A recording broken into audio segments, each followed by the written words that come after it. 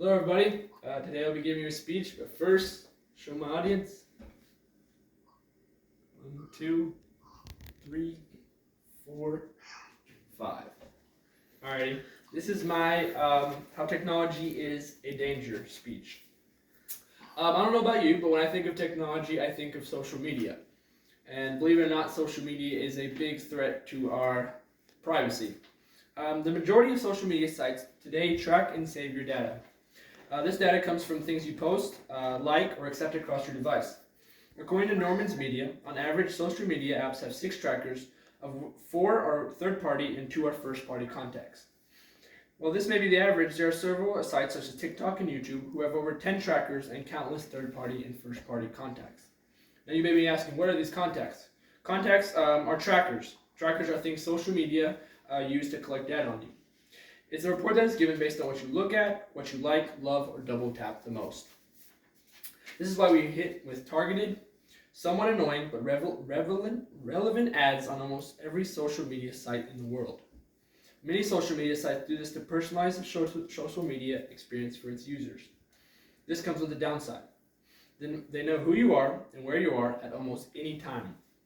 This is a problem. We are becoming less and less private, and this makes it easier for companies to manipulate us.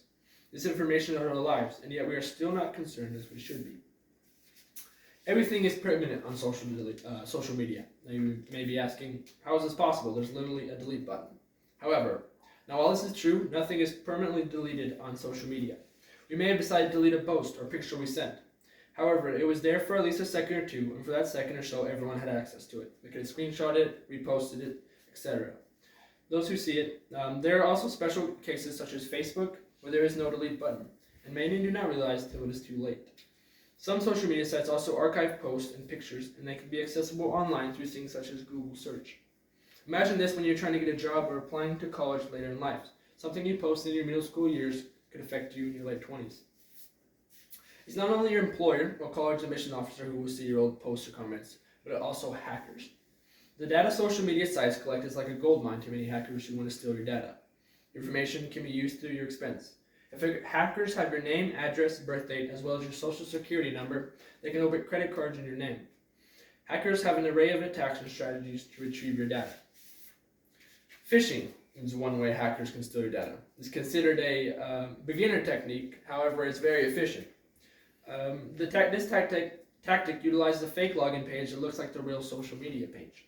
The unsuspecting victim will then enter their credentials in this fake page, allowing the hacker to save and keep their username and password, which later can be used to access valuable information from your social media account. You may mysteriously get an email that may state that your password will expire in a certain amount of time. This will incline you to want to fix it.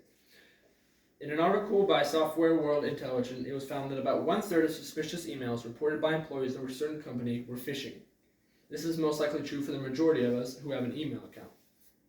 Now, social media is not the only breach of our privacy.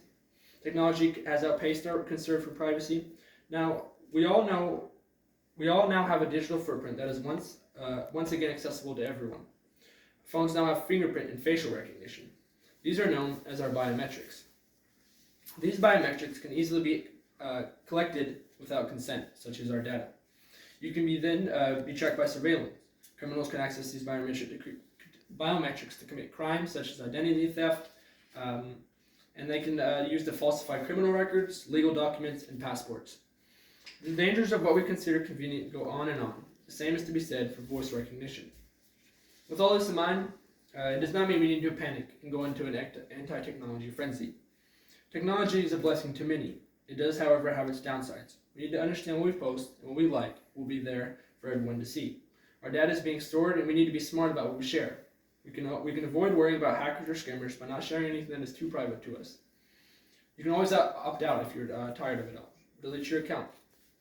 Now, in the aspect of biometrics, there's always the good old-fashioned password or PIN that works just as good as your finger or facial recognition. Once again, this is my How is Technology a Threat to Our Privacy speech, and here is my audience.